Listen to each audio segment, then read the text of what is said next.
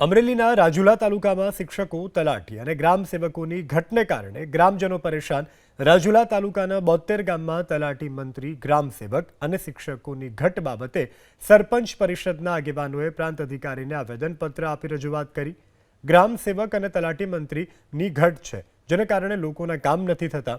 શાળામાં શિક્ષકોની અછત હોવાથી બાળકોના અભ્યાસ પર અસર પડી રહી છે।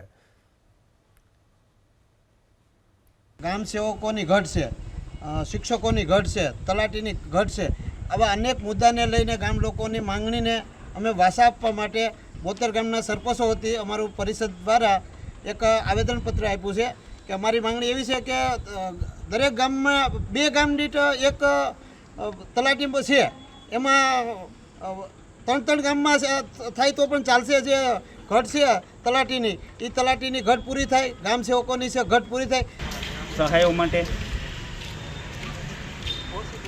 લોકોને તાલપત્રીની સહાય જોતી હોય, કોઈ બિયારણની સહાય જોતી હોય, રોટાવેટરની સહાય જોતી હોય, આવા નાના મોટા અનેક કામો હોય છે।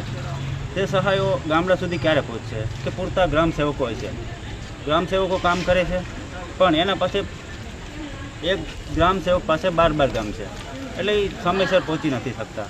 જેથી ગામડાના છેવાડાના માનવીઓ છે એને આ સરકારની યોજનાનો લાભ મળતો નથી।